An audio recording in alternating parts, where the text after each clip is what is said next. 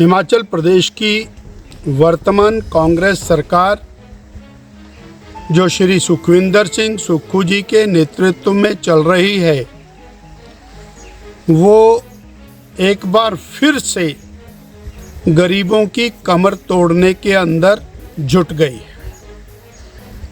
जहां पिछले सवा तीन साल में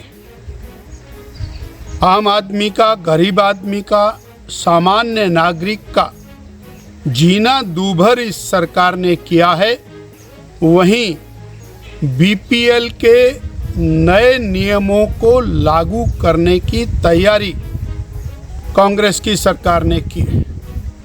और ये जो बीपीएल के नए नियम हैं, इन नियमों के इम्प्लीमेंट होने के साथ ही बड़ी मात्रा में वो लोग जो बीपीएल कैटेगरी में वर्तमान में हैं और उनकी संख्या में बड़ी गिरावट आने वाली, यानी जेन्युइन लोग जो नितांत गरीब हैं, वो लोग भी बीपीएल की कैटेगरी से बाहर निकल जाएंगे। ये सोची समझी रणनीति के तहत है। जो ये व्यवस्था परिवर्तन की बात कहते हैं, उस व्यवस्था परिवर्तन नहीं, गरीबों के लिए व्यवस्था पतन की तैयारी के अंदर वर्तमान सरकार जुटी है। केंद्र की नरेंद्र भाई मोदी सरकार ने नई योजना के नाम पर जी राम जी योजना दी,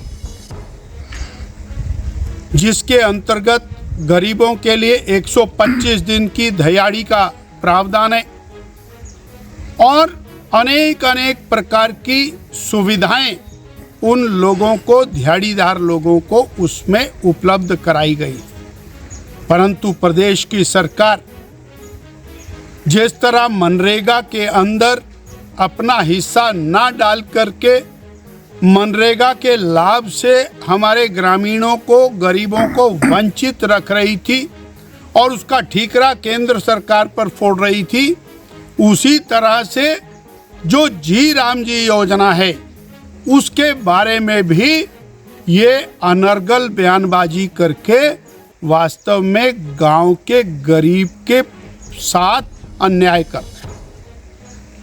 और केंद्र की सरकार ने आपदा की दृष्टि से आपदा प्रभावित गरीबों के लिए जो हजारों करोड़ रुपए की राहत दी है, उस राहत को भी लोगों तक पहुंचाना ये मुनस्सर नहीं कर रहे हैं।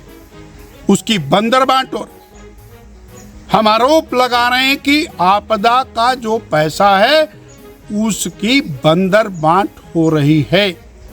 जहां पर वो प्रभावित लोग हैं वहां पैसा लगना चाहिए, वहां नहीं लग रहा। प्रभावित परिवारों को मिलना चाहिए, नहीं मिल पा रहा। और प्रभावित क्षेत्रों के अंदर विकास नहीं हो रहा है।